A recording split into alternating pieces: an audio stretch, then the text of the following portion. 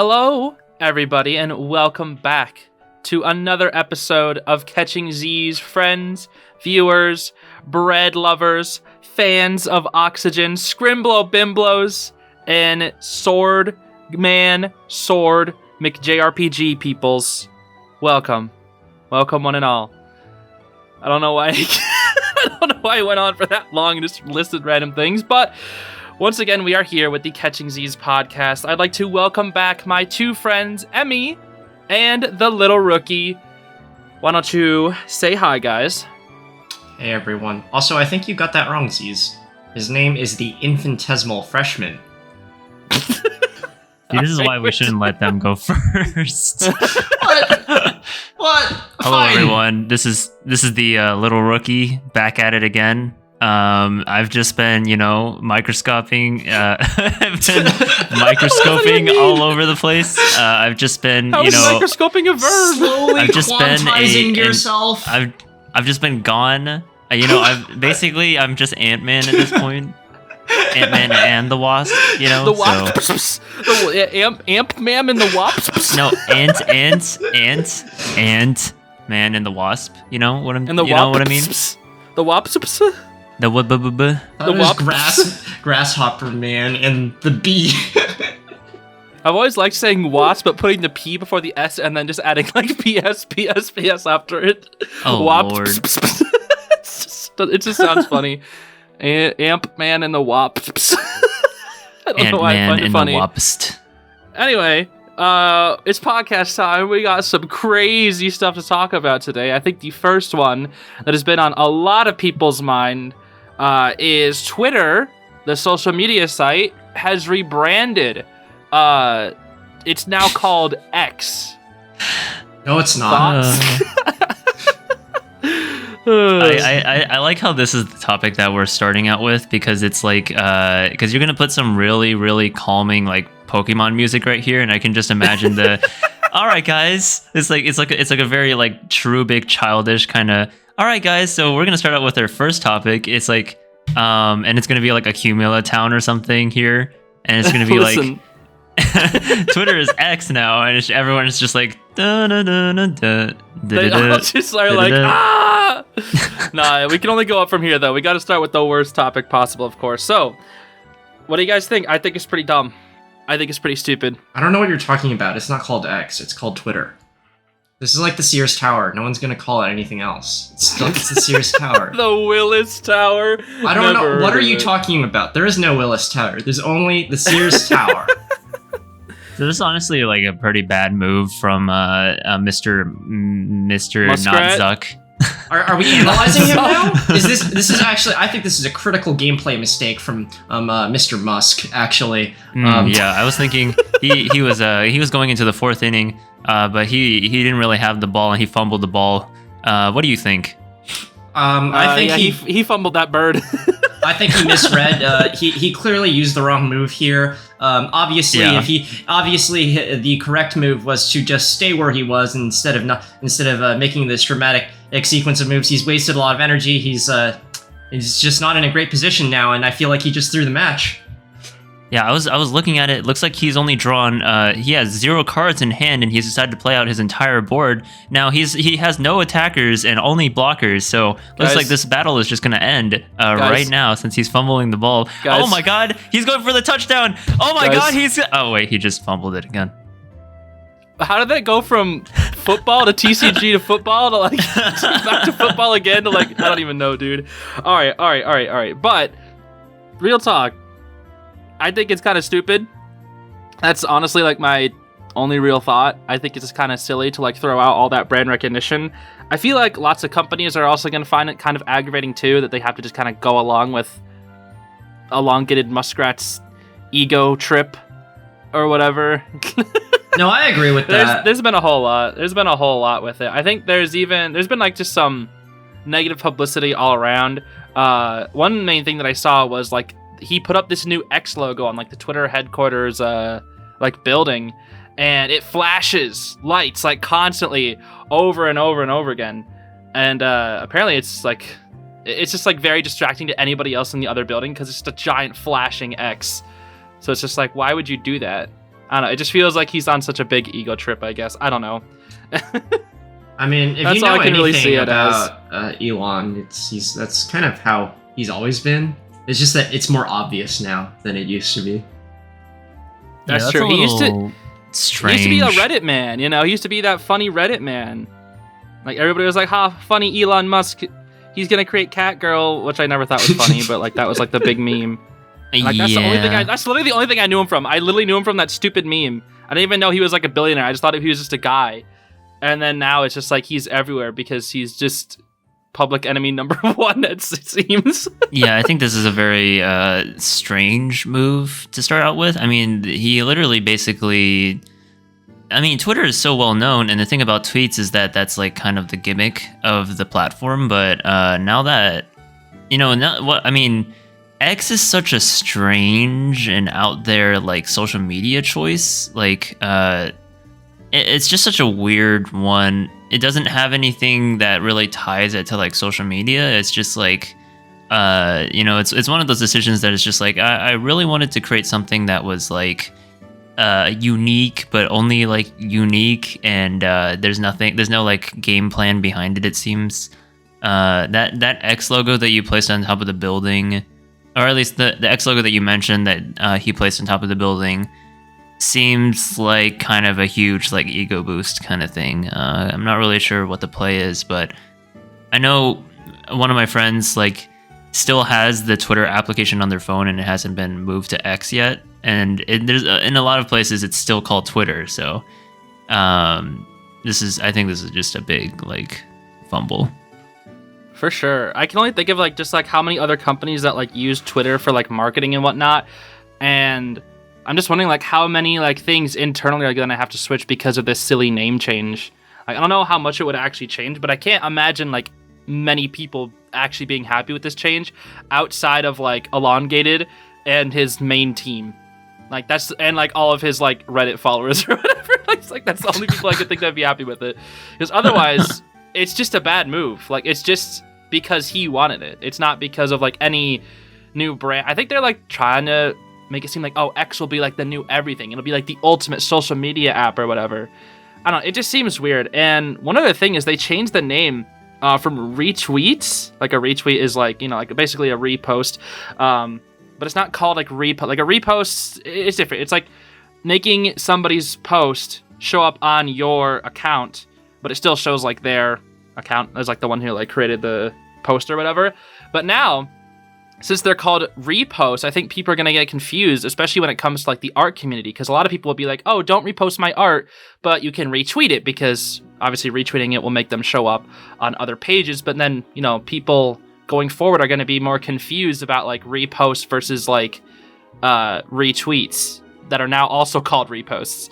It's a whole mess for artists, and I really feel bad for them, especially the ones that like have their main platform on Twitter or X.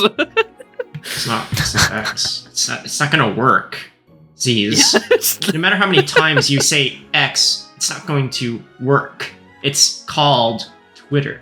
Anyways, Twitter.com. Being more serious, I do agree with both of you. I'm actually not even sure if X is even a creative name, because X is like I feel like X is one of those edgy names. Luna Pavisolcris would totally love X as a name. If Luna Pavisolcris is making a social media company, he would call it X. But I think that really says something. That X is just kind of like an edgy, impressive name that isn't actually impressive or edgy. Like, it doesn't even say it doesn't really, like, it's just a letter. Like, what do you think of when you hear X? I think of the letter X and also edgy people that like to use X for everything. Yeah, there's no association behind the name. Like, Twitter made sense because we're all supposed to be like a bunch of birds tweeting or whatever. That's the thing. And like YouTube makes sense because it's like a tube site with all these videos and it's you, or like you're posting the videos. But then you think of X and it's just like X. That's just a letter. There's nothing that comes from it, right? There's nothing. Literally, the only thing is because Elon's obsessed with, Elongated. I don't know who Elon Musk is. I only call him by different names. Email thought this would be funny because like he even wanted. Wasn't there like the whole meme about him naming like his child like KX 12 or whatever that meme was. It was Had, like, X in the Kai-12, I name or whatever. think, but yes. Kai-12. Oh, Kai as an X. Okay, yeah, Kai. Oh, it was like Kyle, right? Yeah, I think so. Was it supposed to be that? It was supposed to be like Kyle, but it was like so. I Kai don't remember. because I don't really think that's really that important, to be honest. it's not. I don't know. It definitely just seems silly though. I think the one funny thing that honestly came out of it was something that I think the little rookie would really appreciate was there was a Pokemon Scarlet and Violet meme. In Pokemon Scarlet and Violet, there are Pokemon that come from the past and the future, and there are like different versions of said Pokemon. Yeah. And some artists, I'll link the post in the description. I won't show it here because I don't want to steal their work, of course. But they had like an image of a Swablu, which is like a little blue bird-like Pokemon, as like the past version, and it was called like Fluttering Tweet, and it was super cute. And then the future version was called Iron Misery, and it was the letter X, and it just said "Help me" on it. It's so funny, dude. It was so funny. Like I look at that post and I just laugh so hard. Oh my god! I'll show you guys. I encourage everybody to go down in the description below and go look at this post that I am linking because it is very funny. It is so funny. You just it's the first one right there. I just sent it to you guys. Iron Misery. It just says "Help me."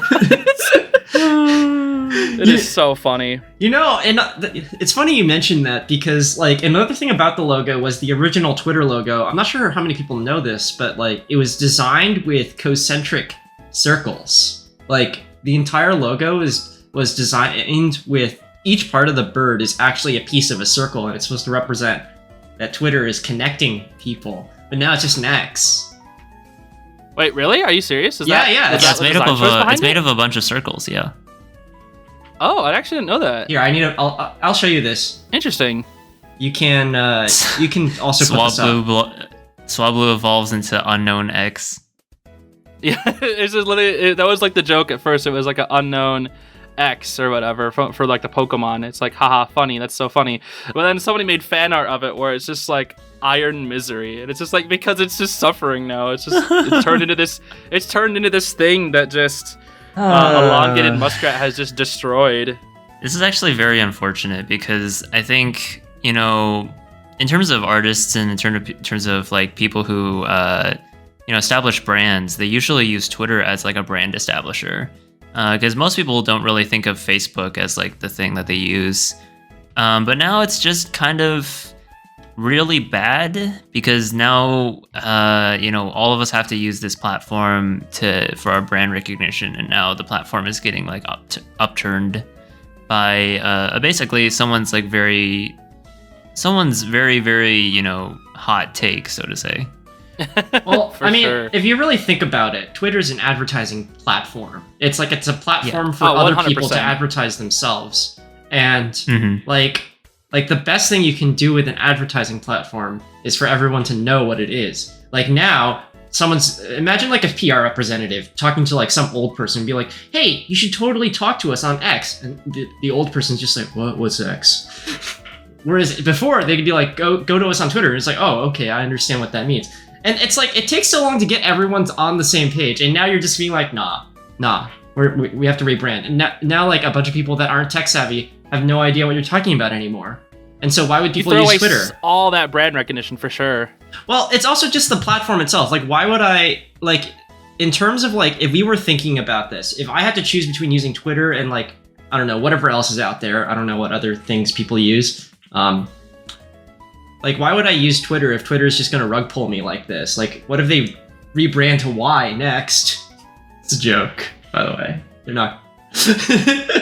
And what if they rebrand to Y? Yeah, we discussed that with the whole YouTube thing. What if they just literally made a tube in the shape of a U or whatever? It'd be stupid. I think like a better version of like the minimalist sort of thing is like, I didn't really like this change. I still think it's kind of stupid. Like, like the Dunkin' Donuts changing their logo to just Dunkin'. That still makes sense because they still keep their brand recognition. They still have like the same color and font that they used previously. Yeah. It's just more minimalist, of course. Well, yeah. But they kept their brand recognition, unlike freaking Twitter.com, X, whatever you want to call it. But literally, like, the main thing, you made a good point there. I mean, when you said it was like mainly advertising, because that is like the main thing that I used Twitter.com for was looking at fan art of my favorite games, looking at like gaming news or like cartoon news, whatever, and connecting with other creators. That's it. That's the 3 things. And typically, whenever I would see like more things that were unrelated to those 3 things, I would just close the app, because I really only use it for like 10-15 minutes a day just to kind of check and see what everybody's up to. Because if you use it for longer than that, you're just wasting your time. I feel like it's really not worth it.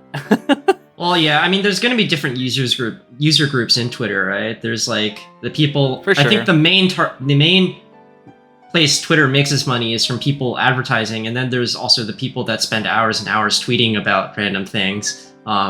I don't think that's really what Twitter's widespread appeal is, though, and I feel like appealing to that audience is at the stake of the like more mainstream audience is kind of a mistake. But I'm not a CEO of a large company. What do I know?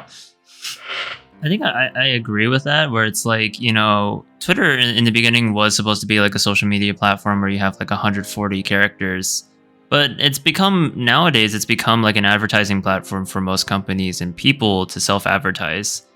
But, changing it to X basically makes it more towards the social media side, where it's just like, let's talk about what we were thinking on the toilet kind of thing. I guess. And but I think there's even people trying to get onto like alternative sites, which it's not going to happen. Like Twitter/X, whatever you want to call it, it's too big. Like it's just one of those things that are too big. There'd have to be some catastrophic change for people to actually like commit to an alternative. Mm-hmm. Unless there's like a really big movement. I don't know. There's going to have to be like a huge bad thing that happens with Twitter, or there's going to have to be like a large group of like recognizable people that are moving over, like a bunch of celebrities or whatever. Well, yeah. I do think though that this is like a big shakeup for sure. Well, I if feel nothing like else, it means that if Mr. Musk's like wants to make any more turbulent moves, then I feel like Twitter itself is dying. Well, I feel like we're at a situation like where like how many things can you remove from Twitter until it's like no longer Twitter? Like how many things can you change about Twitter until it's no longer Twitter? And I feel like we're really testing the limits of that. Yeah, there was a read limit. Actually, there was only a certain amount of posts that you could read per day. Was I that think a that was thing implemented for like a couple weeks, or like I think it was like only like a week. I or didn't something. realize Actually, Twitter was really becoming like one of those mobile games. Do you have to buy gems now? Transactions? Yeah, you have to buy gems like now to read more tweets. You gotta work on your stamina. I don't use forget Twitter, what it by the was. way, if you guys didn't realize. I figured you didn't. Yeah. I look at Twitter posts for people that I really, really care about, but I don't have a Twitter account. I just look at the site, which I can't even do anymore because they actually don't let you look at tweets without a Twitter account, which I don't feel like doing. That's like it's so bad now. It's like It is dumb, yeah. I would keep up to date with like, and it's also like an announcement page, like for a lot of the, it's an announcement page for a lot of the brands that we watch, like Nintendo, like they'll do a bunch of announcements on Twitter. And now I can't even see Twitter. And it's like a whole like mess for like all these bots that have also been used on like Discord servers to link up with tweets. It's a whole mess, yeah. Yeah, it's for me being like a content creator, it's definitely one of those like necessary evil sort of things. Because I didn't have a Twitter account until I started YouTube. Like until I started taking YouTube seriously, I was just like, I don't need Twitter. I'm not going to use it because I just thought the site was stupid, and it still is kind of stupid. But it's just because it's just like a lot of dumb decisions by executives, mainly elongated, and like loud, vocal, negative people that are in like a minority. But like there's a good amount of cool people on the site. Like I follow, like I said, voice actors, game things in the like video game field, other creators. Like that's the kind of stuff that I really use it for, because it's like everybody's on there, right? Everybody uses it. And now like everybody is just being like thrown into this one pot by this billionaire because he decided X was a funny letter. It'd be funny. Yeah. I was like thinking about this the entire time. Like if instead of calling it X, if he called it cross, that would actually make it 10 times better. But he didn't have enough creativity to call it that, because if he called it cross, he'd be like, "Oh my gosh, we're connecting, we're crossing. Oh my god!" And I'm just like, wow, he didn't even He didn't even come across. So sad. Well, I think like Cross one of the actually things would be better, honestly. I think like one of the things is that like he didn't really provide a reason for it. It just happened, and Yeah, it exactly. just like what? Like it's so out of left field that it's like it starts to border on the fact that we can't really we can't really emotionally connect to it, which maybe that's the plan there. But I think it's like one of those things where it's like if you don't communicate to others about what you're trying to do, and especially on a social media platform, which the whole point of it is to communicate, it starts to feel like, wait a second, there's something very ironic about this move.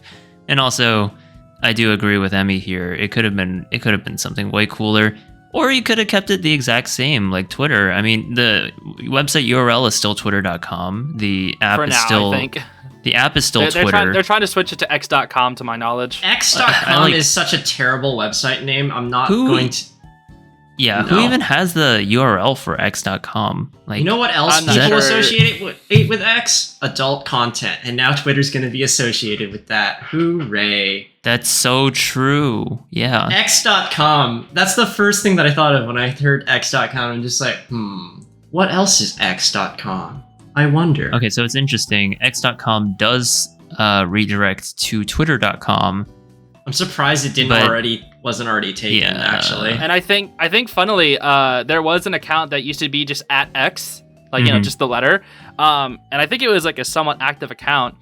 And I think like just recently they posted like a tweet or whatever, or a post. I don't even know what you want to call it. Yeah, it's now completely just X now. X is like what Twitter is. Like if you try to go to like Twitter at Twitter, it'll just go to at X. Which is kind of sucks. But there used to be a person who was at X who is now like X, like 12 numbers, and people are wondering like, did Elongated steal that like without consent? Did he pay them? Like I don't know. Nobody knows. It's so silly. It's so silly. Oh, that's weird. I was just looking up. There's a Wikipedia page about X.com. Apparently, it was the name of an online bank co-founded by Elon Musk and a bunch of other people. Back in 2000, and then nowadays it redirects to Twitter. So maybe it's like, I don't know. Maybe for him it's like a throwback. But even then, that's the thing. Yeah, nuking Twitter it's an incredibly recognizable brand. It doesn't make it a lot of sense. Well, yeah. I think I've talked enough about the business decision about Twitter being in my opinion, a bad business decision. But I also think that it's actually impossible to rebrand Twitter. Like, it's socially impossible to do so. Because Twitter's not, like, a thing that you can just rename. Like, Twitter isn't just owned by the company Twitter. It's made what it is by its users. And if you do something the users don't like, it's never going to happen. Calling Twitter X isn't going to happen because the users aren't going to call Twitter X unless you you force them to, and they're not going to do that, and you're not going to be able to force them to. It's a social phenomenon, and trying to make people change their social habits is nigh impossible when they don't have to, and there's no good reason for them to do so. That's a good point. No, that's true. That's very true. It's like the author saying like, "Oh, my character did X," and then none of the fans believing it. And I'm like, yeah, of course, that was never going to happen to begin with. There's limits on who owns something when like kind of everyone interacts with it. Yeah, I think I think the thing that you're speaking of kind of is similar to like the Harry Potter situation, where it's like retconning, but real life. It's like retconning, but in real life, and also they own the brand and they have a lot of money, kind of thing. It's like the Harry Potter situation is a little bit similar to that, but it's like, I agree. It's like retconning it for the purpose of doing that, and everyone else accepts a different view.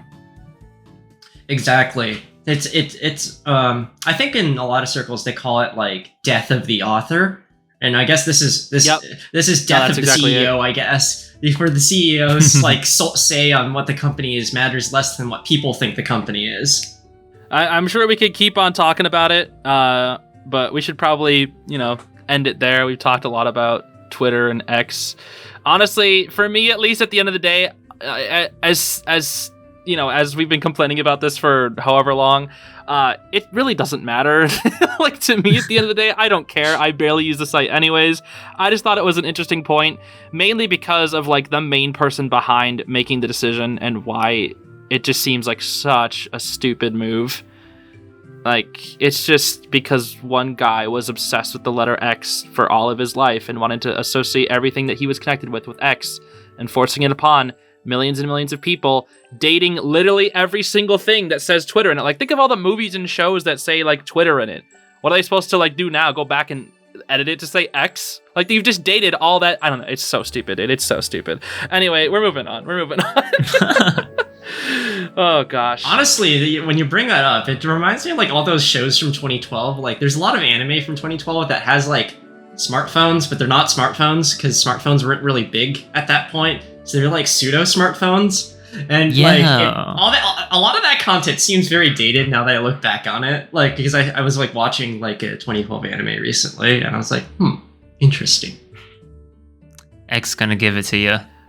No, it's funny, they did that with what's it called? I think they did that with The World Ends With You, because the game came out in like the early 2000s. Yeah. Or whenever, I think it was like 2007, and then in the anime they had like smartphones or whatever, and we're supposed to take the anime as like the new canon or whatever, because they had like the sequel game Neo: The World Ends With You. No, it's interesting that you brought that up though. I almost wonder like how the differences are between like manga versus anime, depending on like when a manga gets their own anime. Like, let's say a manga came out in like 2008 and there's like references to like older type like smartphones or whatever, and then it's like it doesn't release until like now. Like, the anime doesn't. So, like, do they have to, like, upgrade all that to, like, you know, I guess I think a lot of the times 2023 or whatever? This is something that I wanted to... I was thinking about making a video about this. Maybe. I don't know. I don't really make videos that often, but, like, there's this... This is the third one. By the way, this is the third video you say you wanted to make. We have the ramen tier list, the fork tier list. Okay, but this is a serious video. This is a serious video. About like, so you weren't serious about the ramen tier list? You weren't serious about the ramen tier list? Come on. I was serious. Oh, come on. No. I won't hear this from you infinitesimal freshmen. Yeah, that's right. I am the microscopic gamer. Gamer? Okay, it's the microscopic. It's the microscopic amateur. That's right. Well, so there's this interesting thing. I actually think that like phones are it's so interesting because phones are such an integral part of who we are nowadays that like we can't imagine a world without them, and we immediately don't even have a problem with retconning them into like series that did not even have phones. An interesting example of this is like a lot of anime that have run from the 2010s to like the early 2010s, the late 2010s, and smartphone adoption became much more ubiquitous. Almost all of them universally subtly upgrade their technology throughout the series running, and it's really interesting how they do that. And I get why they want to do that, because they want to. A large part of it is because they want to make the characters relatable, and they don't want to keep outdated technology. Right? They don't want it to be immediately dated. Yeah, exactly. Like, there's a lot of slice of life scenes where like people are using their phones, and I'm just like, that makes sense. We want them to be relatable, but at the same time, it's also interesting how sometimes a ancillary idea to that is like kind of how we visualize the future. Like in 2012, we were what is the idea of a futuristic city look like, and we visualized like these phones, which weren't really smartphones but kind of were. And now we have a different idea of what the future is, and maybe in like the 2000s there was another different idea. It's always interesting how like the future is imagined, I guess. That's so true. By the way, I am a firm believer that flying cars will never be a thing. Like commercial flying cars. You're totally right. I believe. Yeah, they'll never be a thing. It's just a nightmare. Well, no, you think about it. If you think about it, it's like, oh, that's cool. And then you think about it for like 10 more minutes. It's like, that is the worst idea ever. Drunk flying drunk. How many people would get like cars just smashed into houses, bro? No. Imagine like a flying car. Oh my gosh, dude. And you live in the city. And now I live in the 6th floor.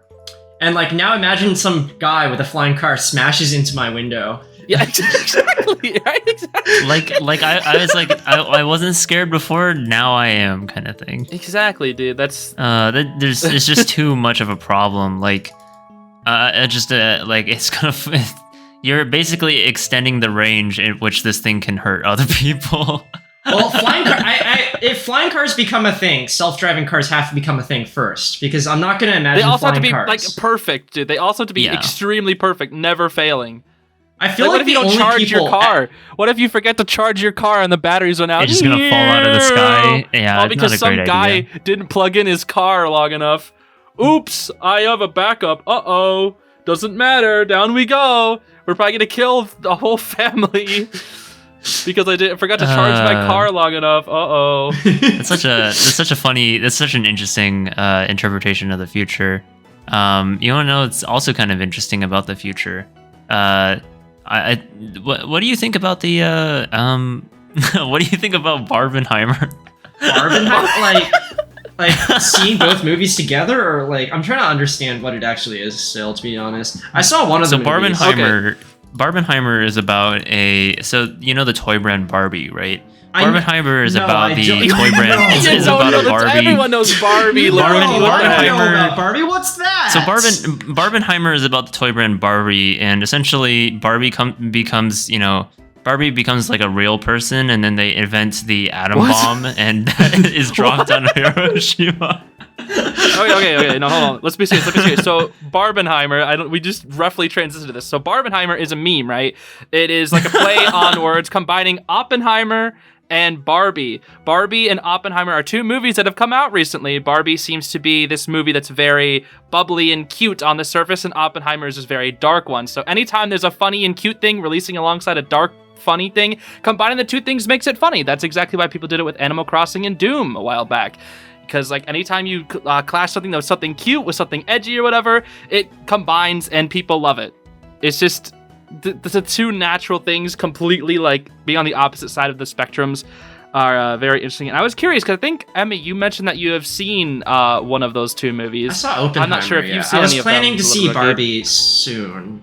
Obviously Barbenheimer. I can't. A lot of people were seeing them back to back. I don't think I could have sat 6 hours in a theater back to back. My back might not have liked me, and neither would have my bladder, for that matter. Also, I had other things I needed to do that weekend, but I saw Oppenheimer. Well, what about it? Oppenheimer?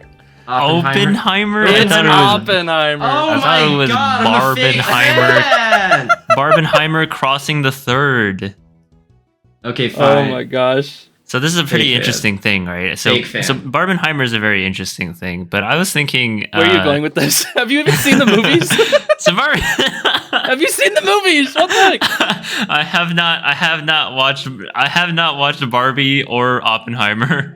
I've seen both. I thought they were both pretty good. Oh, you've seen both? Okay, that's cool, yeah. So I was thinking that this is a very interesting segue to our next segment. I have seen both. What do you think of both of them? I thought they were both really good.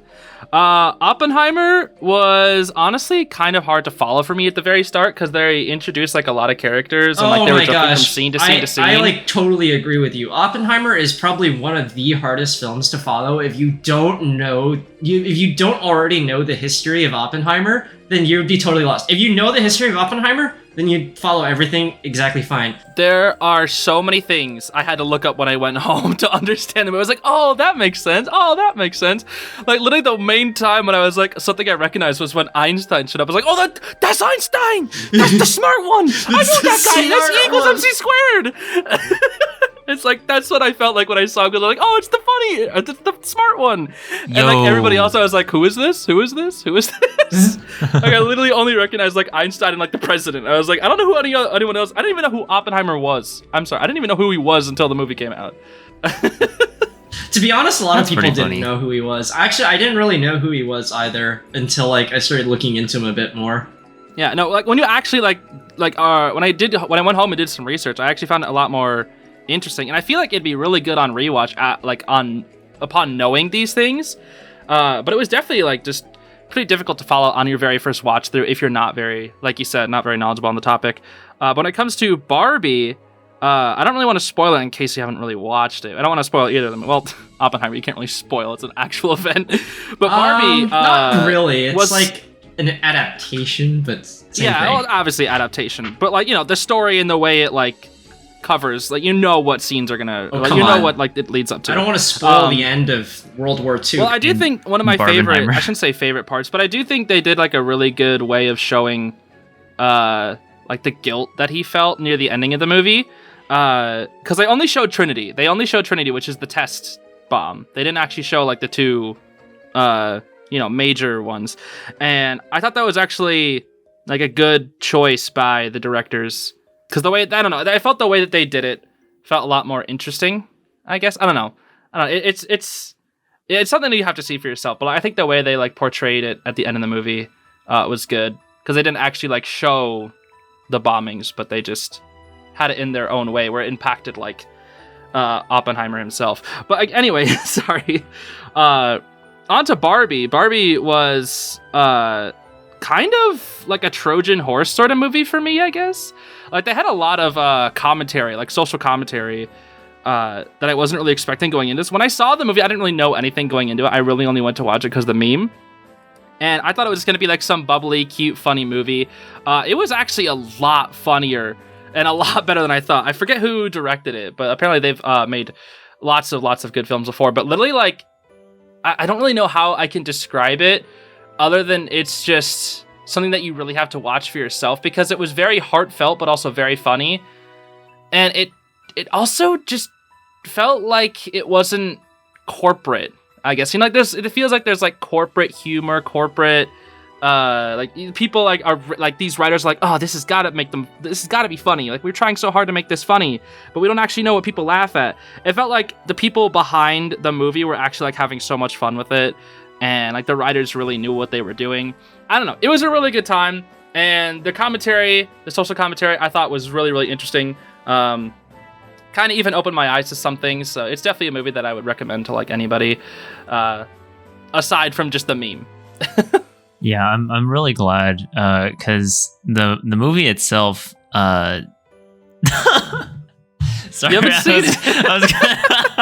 I was gonna say something about it, but then I realized that I haven't watched it. Yeah, I really like the part where Barbie was like, "I'm going to drop the atom bomb," and then Fallout 4 happened. Literally the Barbenheimer. I know it's kind of hard for you two to say anything, but I just wanted to put my thoughts out there because I thought about doing a video on both Barbenheimer, like an actual video on Barbenheimer. I heard reviewing both. I watched an analysis of it, which kind of spoiled it, but it's fine. I wasn't really that into it to begin with, so I kind of know what it's about. And from what I know about it, I think it's you'd like supposed it. to be. I think you'd like it, Emmy. Oh, I think I'd like it. But from what I know what it's about, it's like kind of like 4 people who used to kind of like play with Barbies and like had a relationship with them, and now it's like exploring like the role of Barbie like in today's world and like what kind of story that Barbie has. I don't know. That's kind of like the non-spoiler summary of Barbie. Would you agree with that?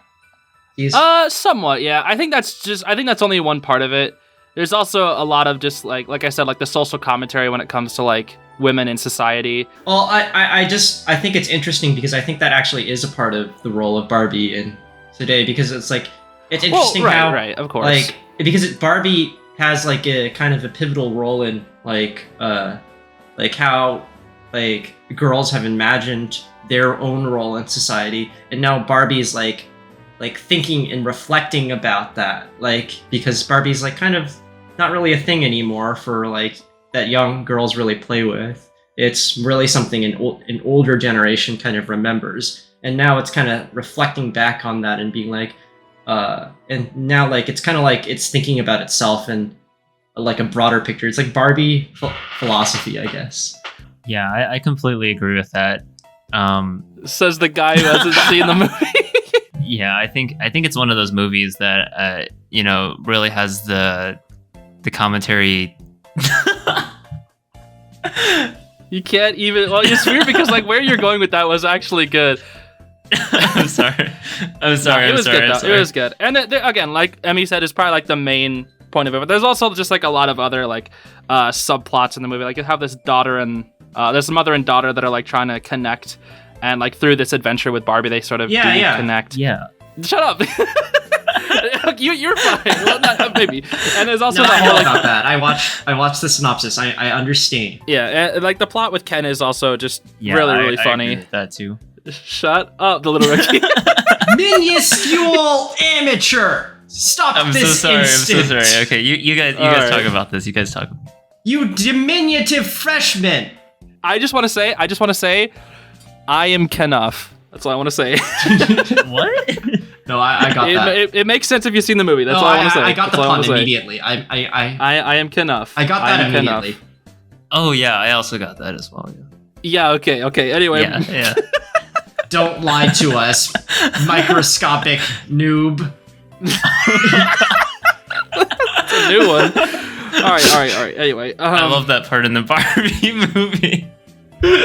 enough about Barbenheimer. I did want to make a video on Zeez OG2 about it, but then Shafrillis beat me to it, so I just gave up. Anyway, Oh no, you shouldn't. I mean, even if Schaefer Willis makes a video on Barbenheimer, I think there's a lot to be said about the movie, especially because it has such a solid social commentary.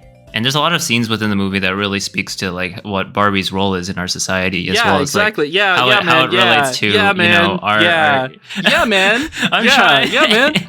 No, yeah, man. Yeah. No, was that man? No, keep going, man. Keep going. I loved it Keep when going, man. Barbie split the atom. Oh, yeah, man. Yeah. Okay, enough of this. No, you're right. Small Junior, cease this immediately. Small Junior. You're right about like that I should probably still make the video, but the other thing is like I think by the time the trend is over, I don't think I'll have time to make it because this is more of another solo segment that I don't think you guys can really commentate on too much. But I've been working on this Owl House art contest for a very, very long time. Yeah, I heard about that. Yeah, that's a. I Are you lying again? I don't even know. I can't even trust you at this point, man. I'm sorry. This is not a good time. I just keep breaking up into laughs. No, but I've been working on this video, and it's a huge project. Basically, it's a fun project, but at the same time, there's so much tedious work that goes into it. Because to sort of give an idea as to what the project is, it's 1,500 people. Around, it's going to be less than that because some people re-enter. But no, well, I got 1,500 entries into this contest, and I have to manually go through each one of them, document them all, put them on like a credits list, and then say a thing about each piece, edit it all together, and then upload it. And like honestly, it doesn't seem like that troublesome of an idea, but it's very, very difficult at the same time, I guess is what I'm saying. Because I think I've been like driven insane by the project because I've just been doing so much like very small tedious work over and over and over again. Oh my and gosh, I feel like totally the repetition feel is that. kind of killing me. The repetition I think is what is killing me because the project is supposed to be enjoyable, but because there's so many entries and so many people constantly asking for it, I completely just feel demotivated like at all times to work on the project, which is sad because I did other art contests in the past that had like 200, 300, like 400 entries. I think the biggest one I had was like 700 entries, and I was like, that was a lot. And then this was supposed to be a mini one also. This was supposed to be a small art contest. It only ran for a week, and I got 1,500 entries. Whoa. It was also because it was at the very end of the Owl House, but I just got so many entries, and I feel sort of trapped right now because I feel like I can't work on anything until I finish that video, but at the same time, every time I work on that video, I just feel sad. It's kind of sad, honestly. Well, it's kind of like running a marathon almost with that many entries. It feels like very unmotivating because it doesn't feel like you're making any appreciable progress. Right, and the problem is like I have to commentate on each piece, and there are a lot of pieces that have like one similar, like very similar subject. I won't say it in case you haven't seen the Alice, but basically there's like this character that everybody like drew art of, and it was like constantly in like the same pose. So it's like, think of like looking at the same piece but like 500 times and try to say something different about it.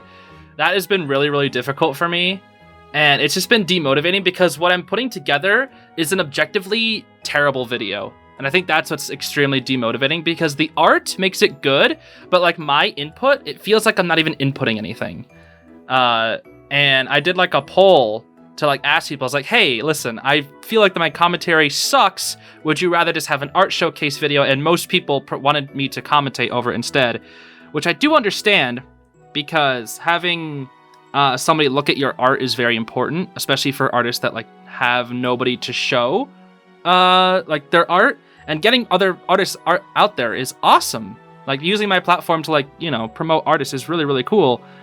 And that's like the really good part about it. But I feel like with this like repetitive commentary, I feel like I'm just putting together an objectively bad video. And it feels like so many of these hours that I'm sinking into this project just for me to like be making like an objectively bad video in the eyes of YouTube.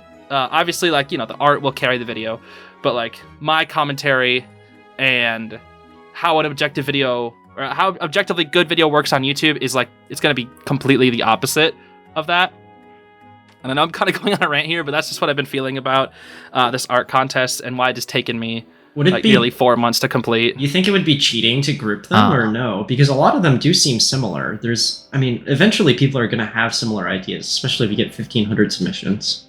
I don't know. Yeah. Well, no, that sounds like a idea that's like might be good on paper, but at the same time, that would be really difficult to edit. Each image is a different size.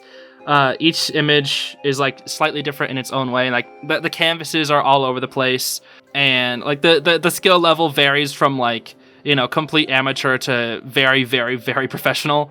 Well, yeah. I mean, I feel like there's a few different ways you can split it up. Eventually, like, I feel like doing each one individually might be an impossible task. I don't know. I mean, it's up to you to continue doing it. It's not impossible. It's just very, very tedious.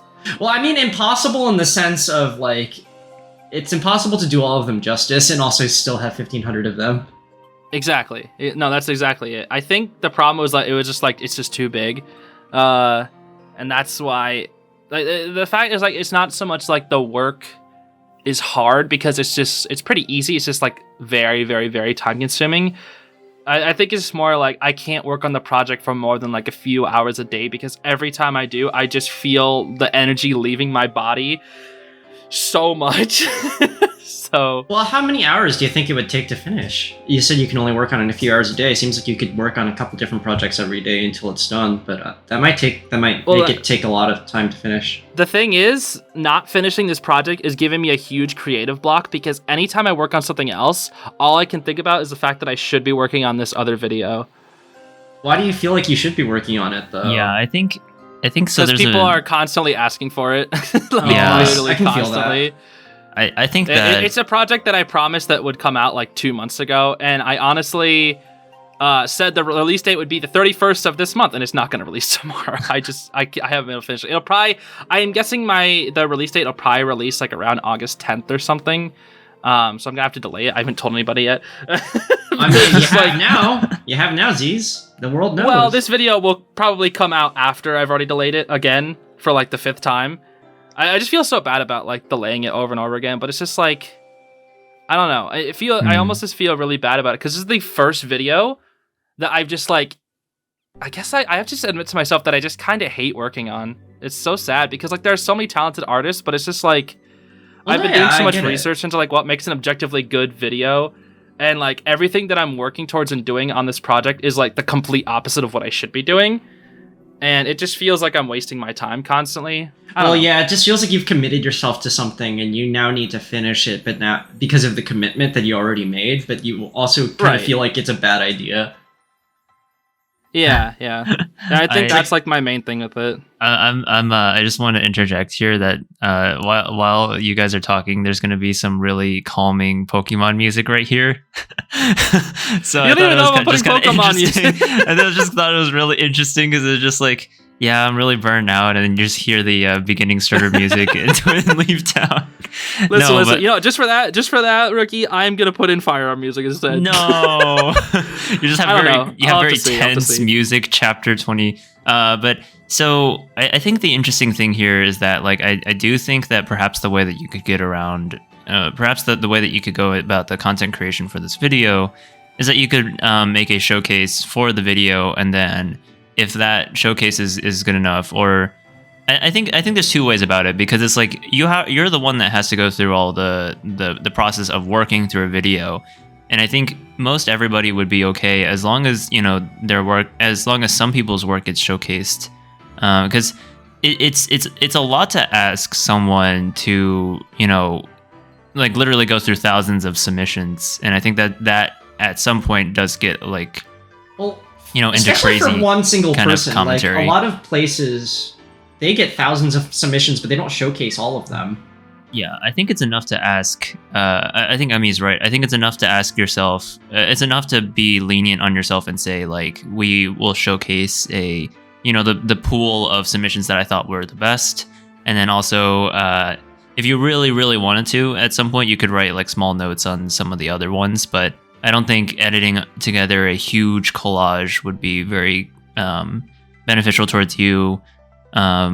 And especially you, because you're the conduit for all these voices.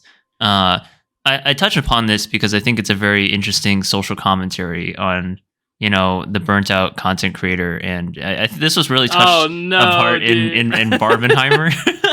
Oh man! When Barbie was content creation, and when she was burned out, and so she had to split the atom just to make everything work. Yeah, man. Man. No, but everything else I said is true. Everything else I said is true. Yeah. No, you do bring up a good point. Diminutive drafty. This is not your time. No, you bring up a good point. No, I think when it comes to like creator burnout, I have only really felt that one time. Mm-hmm. I feel like I'm extremely passionate about content creation. You know, I wake up every day and I'm just like, oh man, I get to work on stuff. It's just like this video in particular is just like killing me. There's been a few where it's like some videos I just know that I hate doing, or like I said with the Let's Plays, like sometimes the Let's Plays, the longer they go on, the less fun they are because the less views they get. And like I just know that the investment of time is just not worth it. But when I'm working on like a video that I'm super passionate about, I'm just excited to work on it. But yeah, it's just like with this video, I just know that I'm making a bad video, and I think that is just what's killing me, because I just feel like I feel passion towards the art, but I feel like, you know, when you comment on, it's like trying to say 500 different things about a circle, basically. It's definitely like better than that, but like, that's the simplest way I could put it, is like, oh, it's round. It's still round. It's a circle. It's round. This one is more round than the other one. It's like how you can only say so many things about a certain subject, I guess. And like by like submission number 50 of 500, I've completely run out of new things to say. And all the comments that I got about like when I said, you know, I don't know if I'm confident in my commentary, a lot of the comments that I heard was just like, just every time you think you're gonna say something repetitive, just don't. Just say something new. And it's like, it's not that simple. It's like, what do you mean just say something new? I can't. There's only so many things you can say about a certain thing, I guess. This is something that I've been trying to get more into, you know, having learned from past mistakes and burnout, where it's like, I try to endeavor to do things while they're still fun and I still have the momentum on them, because it becomes really hard for me to do things after the fact, after I've lost like the, you know, the energy or the motivation to continue doing those projects. And when I touch upon like motivation, I mean like, you know, flowing with the direction of the momentum, right? Which is like, the fire is at my back kind of thing, and I can push, and I'm moving at like an accelerated pace kind of thing. And you know, having a hard deadline for that so that I don't, you know, exhaust myself over the course of years. Because I have a tendency to just put things off sometimes. And so it's like one of those things where it's like, I think you should endeavor to have the project be fun for you as a priority. And that, you know, you can still do service to your community, simply by, you know, expressing that you have a lot of love and joy for these projects, but also, you know, holding on to your sanity. I think finishing a project that you can enjoy and then later adding on to that is much stronger than, you know, suffering through an elongated period, in which case you don't know like how long that's going to take, and just suffering in general. And you know, there's something about the Don't even start. I won't. But they really expressed. Yeah, unless you want another name coming your way, little rookie, you better not start. Okay. But Adam Bomb aside, yeah, I do think you should. I think there's that thing with content creators where they feel like they have to deliver on a completionist mindset, and for me nowadays, I've tried to move away from a completionist mindset and just move as far as like, I will play this as long as I'm having fun, as long as I'm having interest. I'm moving with the tide, and this is something that is like non-obligatory for me. I'll do it, right? When Fire Emblem Engage came out, I was like super like passionate about that, because that's a game that like it's like its anniversary and stuff. It's something that I'm very passionate about.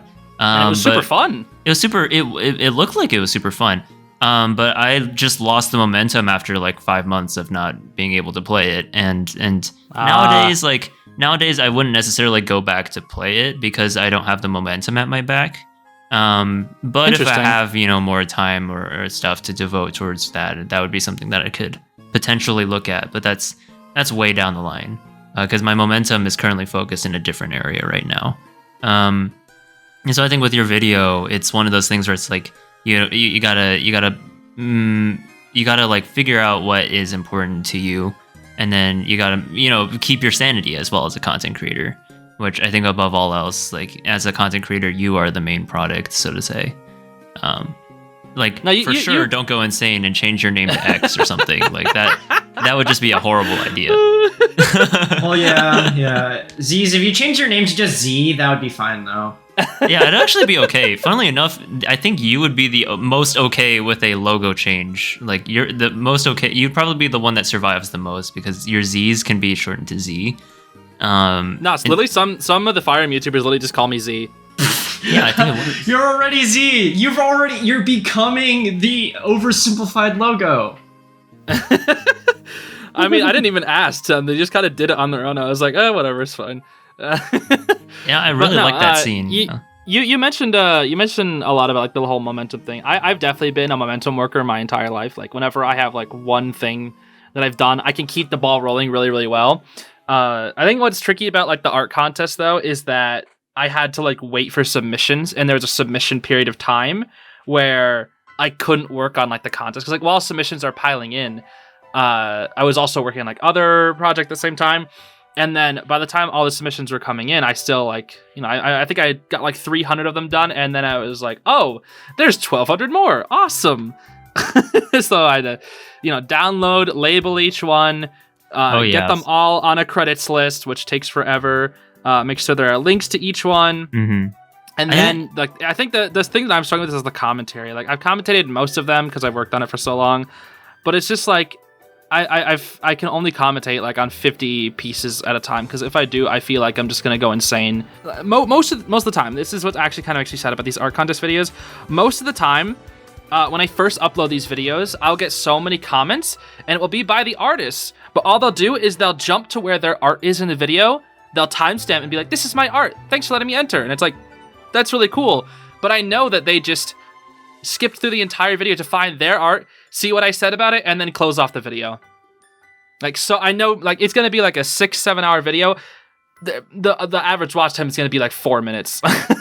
It's gonna be awful. So it's like I put together this 7-hour video, and like people are gonna click off like within a few minutes. And like I just know that that's the truth. That's what really hurts, is because like it's an objectively bad video, and it's going to like, besides the people who are like in the main target audience and the artists, it's going to perform awfully. Like there are definitely like I think it's just too niche, I think, is the other thing. It's very niche. Like, you'll have a very small percent of people who watch the full thing over the course of like many days or whatever, and they'll probably enjoy it. But that same audience is basically like the same audience as my Let's Plays, for example. Like how I put so much time into these Let's Plays, and then they get like 50 to 100 views. And it's like those 50 to 100 people really enjoy that type of content. But when it comes to like my main channel, not main channel, but the second channel, my biggest channel, I should say, when I have all those people, I guess, trying to look for like an objectively good video, they expect like objectively good videos. When they see a 7-hour video that's just me rambling, saying like the same sentence over and over and over again about different art pieces, they're not going to watch that. They just don't care. Maybe break down the video is probably the one thing that I can think of right now, because it's hard for people to engage with long form content unless it's like something that's kind of like auxiliary, that they're consuming along primary content. Yeah, it's also like very deep level Yeah. at the same time. I think Whereas also this is just, it's very surface level. Like, hey, Yeah. look at this cool art. Look at this cool art. It's like basically me like saying, look at this cool art 1,500 times. Yeah, I think it's one of those things where it's like there definitely needs to be in an art contest. There definitely needs to be a priority in the contest itself, which is like, what are the best pieces, and so you can focus on only those ones.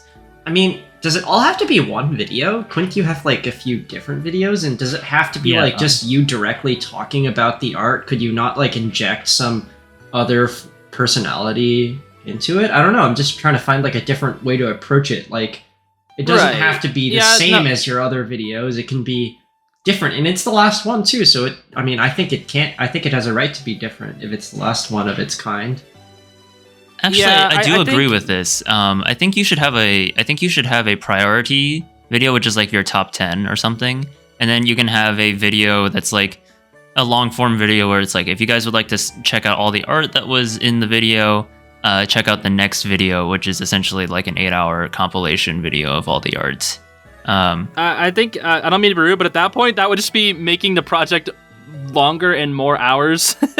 That would be me putting more creativity, more hours, and more manpower into this project that I frankly don't want to do. I was thinking like it's only the way I was looking at it was that instead of having to commentate over all the artwork, you commentate only like the best 10, and then you have. That's actually a suggestion I left. I did like a little announcement video. I said, hey, here's something I could do. I could showcase all the art. And then I would only give my opinions on the honorable mentions and the top 10. Because there are 10 winners in the contest. There are 10 winners in the contest, and I usually choose around 50 honorable mentions or so. So I would commentate on, like, 60, whatever. And that's what I thought about doing. But, I made that video. I was like, hey, listen, I think my commentary sucks. I don't think anybody's going to enjoy it. Do you just want a regular video? But, most of the artists wanted to hear commentary. Because, again, if I'm going to enter a contest and I know the person, like this YouTuber, let's say you have a YouTuber that you like love watching, you can enter their contest as long as you follow the rules. They will see your piece, they will commentate on your piece, and it will show up in a YouTube video. Like, that's kind of cool, right? And like, for me to like go back on that would just be awful for all those people. Did you specifically say that you'll like commentate on all of them? Yes. Yeah. I think that was in the forum I did that. That is a bit.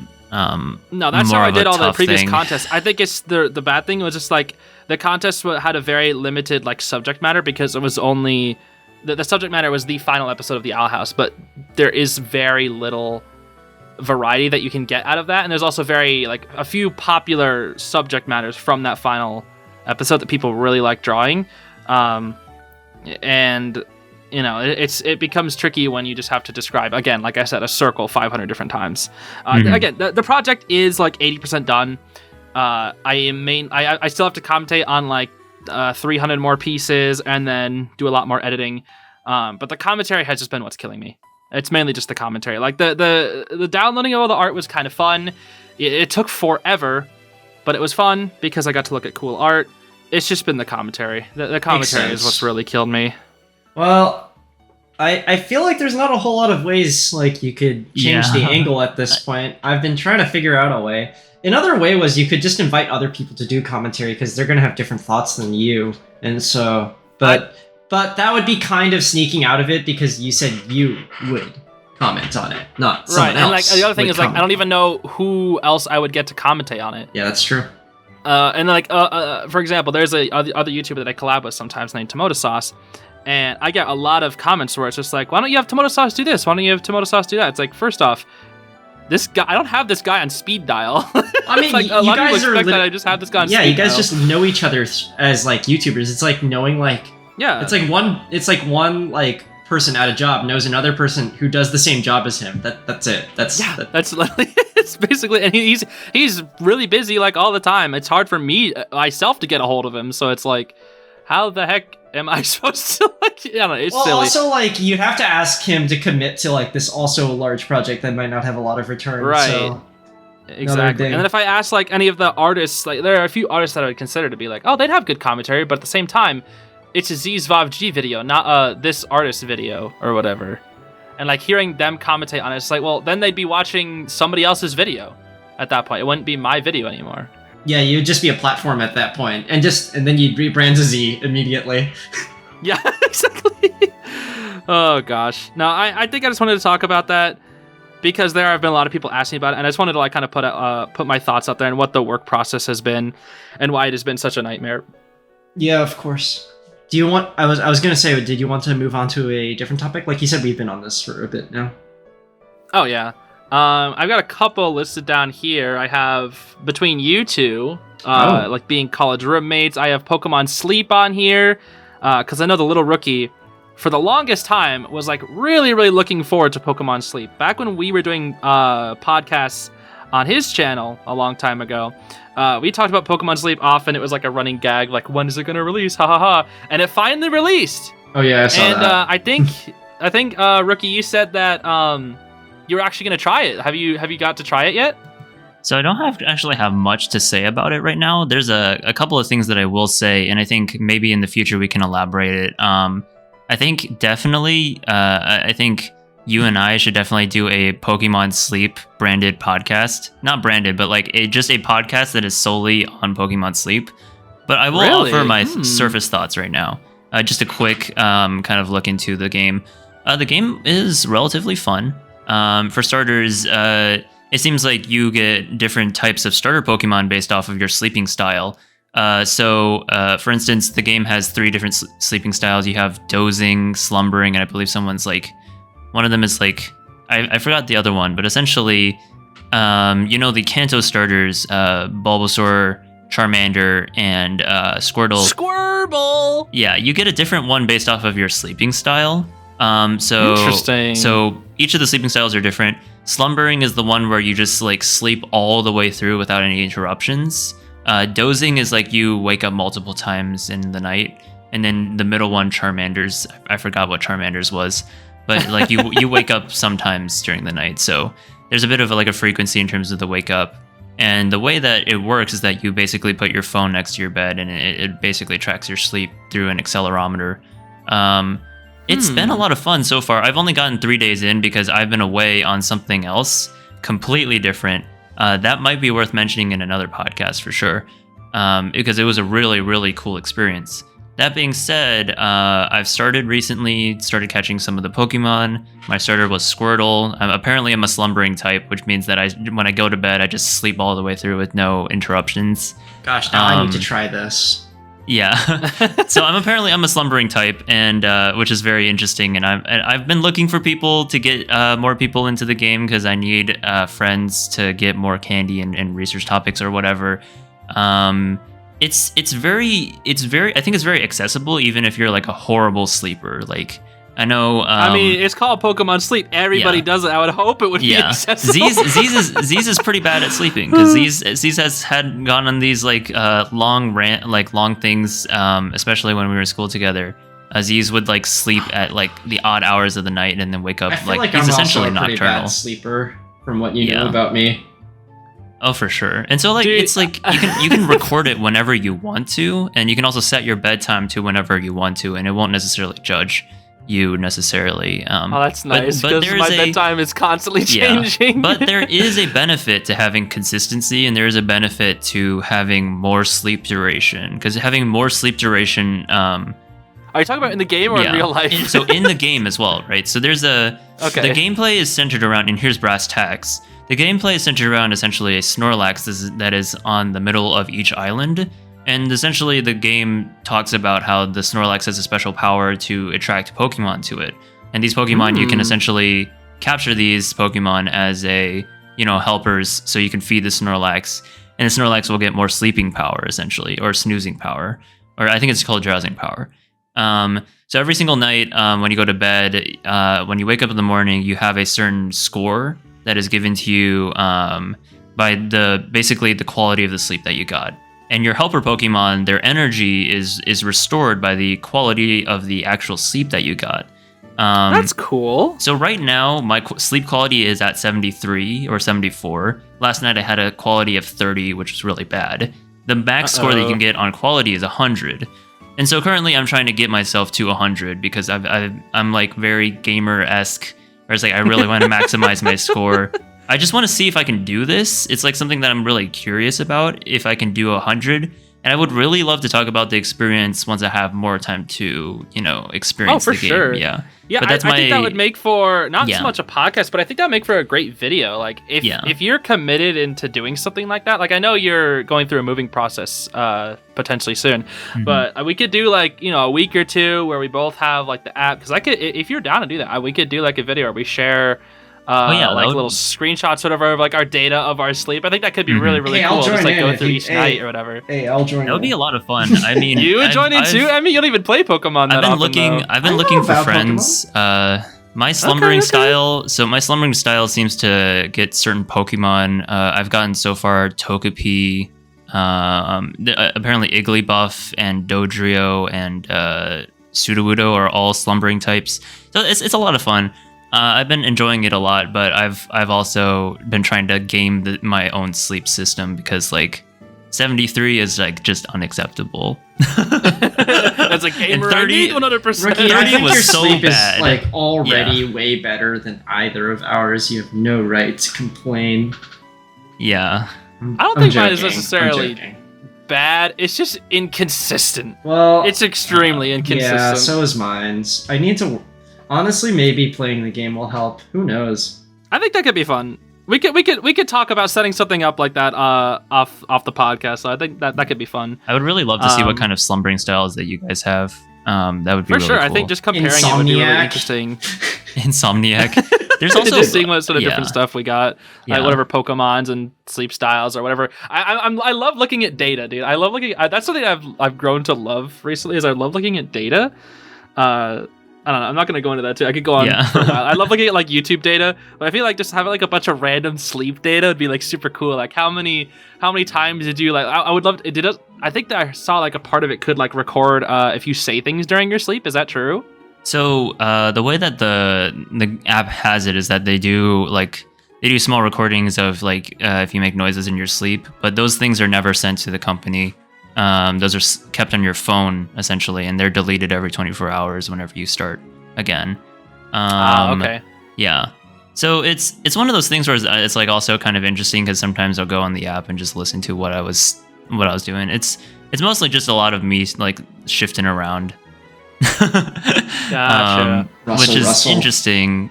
Yeah, I don't have a lot to say about that, and there might be some kind of privacy issue there, but yeah. Okay. Tell us the content of your I think sleep. we could definitely maybe see if we can get a video on that yeah, we should do that. That would be cool. The little rookie dreams exposed. I'm just more curious to see like what the comparison of I'm the curious data too. would be. But yeah, you don't. I know you haven't really played Pokemon too much, Emmy. So I'm surprised that you said you wanted to join. But I would definitely like to see. I always wanted to play Pokemon. This is a childhood thing, but I never had a portable game console because my parents were like, "We already have a GameCube. Why do you need a DS?" And I'm like, "Okay." That's right. And then it was like, "Fine." And then we got a Wii, and it was like, "We already have a Wii. Why do you need a DS?" And I'm just like, "Okay." And then we got the Wii U. And they're like, "We have a Wii U. Why do you need a 3DS?" And I'm just like, "Okay." But now I have the Switch. And now... Wait, do you have a Switch, Emmy? Yeah, I do have a Switch. What games do you have? Oh, no, that's right. You have Tears of the Kingdom. Oh my gosh, I'm so stupid. You forgot I had Tears of the... I'm so dumb. Yeah, you bought it for Tears of the Kingdom, right? Well, now this time I have no parents who say I can't have a portable gaming console. I'm an adult. But I have no time to play anything. I'm so sad. Is the Switch console, is it OLED or is it the regular version? I got the Tears of the Kingdom edition since it was out when I was getting the game, so I thought I'd get that. Is that the OLED or the regular? I don't It's actually the know. OLED. It's the OLED. Oh, cool. Gotcha. Okay, I didn't know for sure. All right, well, to end things off, I'm just kind of curious because we did have some more topics, but I think we should probably end it around here. Just out of curiosity, what is your guys' favorite video game console? Not including PC. Because like PC can be anything, but a console. Ooh. I guess I'll start out. Favorite console so far has been the Nintendo DS, I believe. There's a lot of cross functionality with the Game Boy that I really enjoy. Back in the day, that it used to have the cartridges for the Game Boy cartridges and the DS cartridges, there's a lot of functionality where you could just have games from Pokemon from like Ruby and Sapphire or Leaf Green and Heart and such, and transfer it to like the new DS games. It was also really cool because back in the day they also had the Pokewalker, as well as the Pokewalker. The Pokewalker. Yeah. We have to talk about this at some point, but probably one of the best creations that they ever have created for Pokemon. And then you know how it was free, and then they made Pokemon Go Ball Plus, whatever. That's $60. Why is the Pokewalker free and this Pokeball 60? That's so dumb, bro. No, it's a like bit, not even nearly as good. Oh my gosh, dude! There's a huge thing that we could talk about there. But that being said, the DS was probably my favorite so far. The 3DS was great as well, but I'm mostly focusing on the DS right now. I think the DS and the 3DS are about the same for me because there's a large amount of games on the DS that can be played on the 3DS, and I think you can also connect the Pokewalker on the 3DS as well.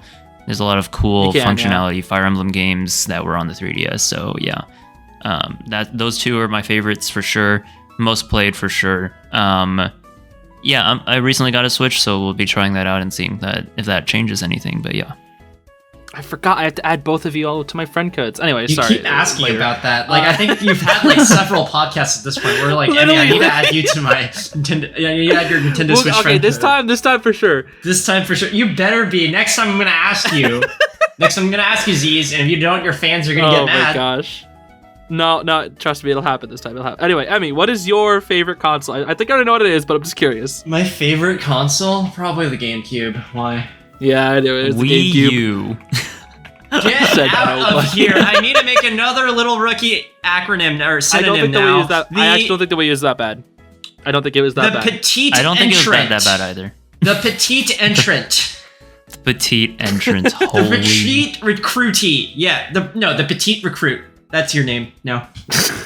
Petite recruit. But, Emmy, why is the GameCube your favorite? I probably have the most. To be honest, I feel like my selection that I could choose from is pretty limited because I've only had like I haven't had any portable consoles in my entire life until the Switch. The GameCube is portable. Yeah, it has a handle. It does have a handle though. Look at that portable form. I think it's just because I have a lot of memories with the GameCube. Like, I don't really have that many great memories with the Wii. I had more there's like a lot of great games that I loved on the GameCube. I didn't really have it. Thousand Year Door. And Wind Waker and Sunshine. I played all of those games so much. I didn't know you played Wind Waker. What? Yeah, I played Wind Waker. I played Wind Waker on the GameCube. Sunshine on the GameCube version. I also played. I had Kirby Air Ride too. I had like all the famous games actually. Yo, Kirby Air Ride's goated, bro. Please bring that to the Switch. It's the best game. It's so free. All it takes is a joystick and a button. Literally, it's perfect for Joy-Cons. Oh my gosh, bro. Why is Kirby Air Ride not on the freaking Switch? Sorry.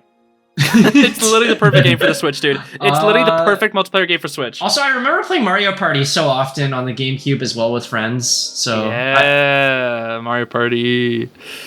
Yeah, so dude, the GameCube's got some good games. That's right. I think if I had to choose though, it would definitely have to be the DS family, like 3DS, DS. I think that maybe is cheating mentioning both. No, I would have loved the DS if I had it. I think I probably would have chosen the DS too because it was just so cool. It was like so futuristic at the time because smartphones weren't even a thing. It's like, and then you have like the DS, and I'm just like, wow, future is here. No, I think I don't want to go into it for too long because I could go into it forever, but I have so many memories on the DS, and I have so many DSs now. I think I still have like 9. Like in the family of DSs, 3DSs, I think I have like 9 or 10. Yeah. I remember watching that one video where you're trying to get everything off the eShop.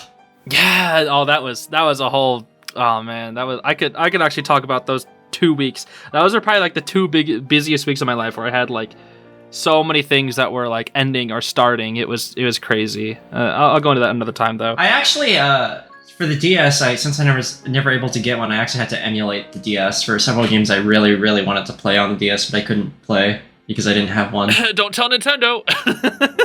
I don't endorse emulation. It was a thing done in childhood desperation. It's not something I endorse, Nintendo. Please don't associate Zeez with this. local YouTuber was canceled and now has to walk back and has the fastest apology video ever. What? Emulation? What's that? I've never heard of emulation. It's Emmy. It's Emmy. Oh. It's emulation.